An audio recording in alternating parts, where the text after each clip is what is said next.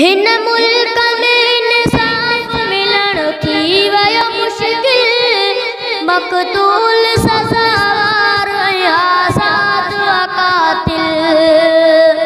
असां हींअर मौजूदु आहियूं नंढड़े वटि उज़ैर बलोच चंडियो साहिबु जेको हिकु नात ख़वा ऐं बहितरीन माना जेका हिन नात ॻाए थो ऐं असां अॼु हिन खां नात बि हिन खां ॿुधंदासीं ऐं वधीक असां हिन जे बारे में मालूमात वठूं हिन किथे तइलीम हासिलु कई ऐं हिन जी जेको हिन टाइम ते छा पढ़ी रहियो आहे। तव्हांजो नालो? मोहम्मद उज़ैर अली। तव्हांखे कीअं शौक़ु थियो हिन नात ते? पहिरियां मदरसे में पढ़ंदो हुउसि जिनसाबाद, उतां लॉकडाउन थियो पोइ ॻोठे मदरसे में पढ़ंदो हुउसि। पोइ साईं जेको असांजो उस्तादु हूंदो हुओ उन मूंखे पढ़ायो। पोइ थोरा नात या टोटका हूंदा उहे यादि ॻाईंदो हुउसि। पोइ मुंहिंजे उस्ताद जो हिन जो बहितरीनु आवाज़ु आहे, पोइ नातूं मूंखे पढ़ाईं जाम, पोइ आवाज़ु सही थियो, पोइ ईअं करे वधी। अच्छा माना शाइरी तव्हां कंहिंजी जेको पढ़ो था?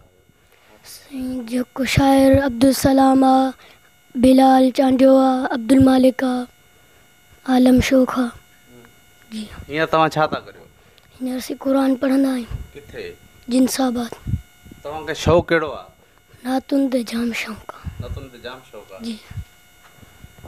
तव्हां ॿुधायो तव्हां किथे रहंदा आहियो? असां ॻोठ गंवर खान चांडियो। तव्हांखे कीअं शौक़ु थियो हिन शाइरी लिखण ते? बसि असांजा दोस्त काफ़ी शाइर आहे, उन हिसाब सां उन्हनि जी सोबत में रहंदा हुआसीं, पोइ असांखे बि शौक़ु थी वियो शाइरी। जी हा। माना नंढड़े खे अञा वधीक शाइरी तव्हां लिखी ॾींदो? जी हा बिल्कुलु भरपूर ॾींदासीं। काइनात जा ख़ालिक़ मां तुंहिंजे दर ते झुकां थो, ॾेहन खे भरियो झोल ॾे रब तोखां घुरां थो, रब तोखां घुरां थो, रब तोखां घुरां थो। इंसान पखी जीत सभई ख़ाकी याबी, निवड़त सां झुके थी बिनवाबन जी नवाबी।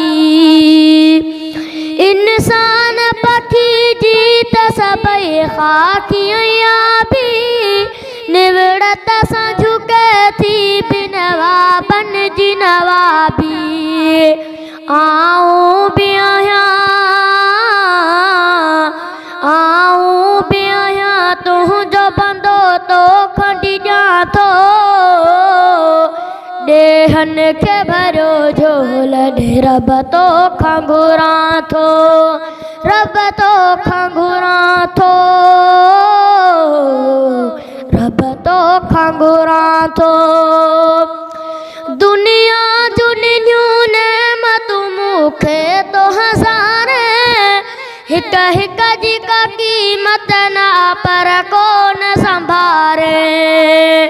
दुनिया जुनियूं नेमतूं मूंखे तो हज़ारे, हिक हिक जी का क़ीमत ना पर कोन संभारे। पर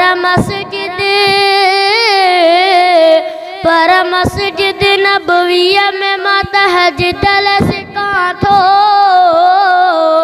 ॾेहन खे भरियो झोल ॾे रब तोखां घुरां थो, रब तोखां घुरां थो, रब तोखां घुरां थो। हिन शाह भिटाई ऐं घर होड़ी कलंदर, सरकार समन साईं बि तुंहिंजो न छॾियो दर। हिन शाह भिटाई ऐं घर होड़ी कलंदर, सरकार समन साईं बि तुंहिंजो न छॾियो दर। मोहताज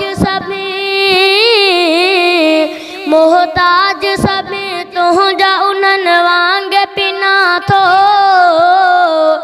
ॾेहन खे भरियो झोल ॾे रब तोखां घुरां थो, रब तोखां घुरां थो, रब तोखां घुरां थो। हिन मुल्क में इंसाफ मिलण थी वयो मुश्किल, मक़तूल सज़ावार आज़ाद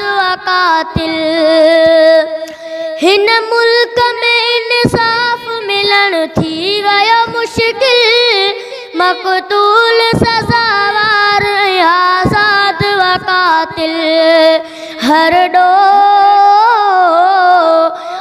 डोह शिकायत मखणी तोड़े अचा थो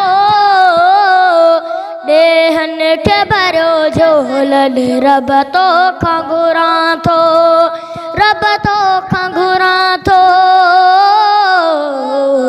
रब तो खंगुरा थो चांदे खुदा इल्म डेड़ो को इल्म दे अब्दुल मलिक जा मालिक राज़ी तू वनी थी चांदे खुदा इल्म डेड़ो को इल्म दे अब्दुल मलिक जा मालिक राज़ी तू वनी थी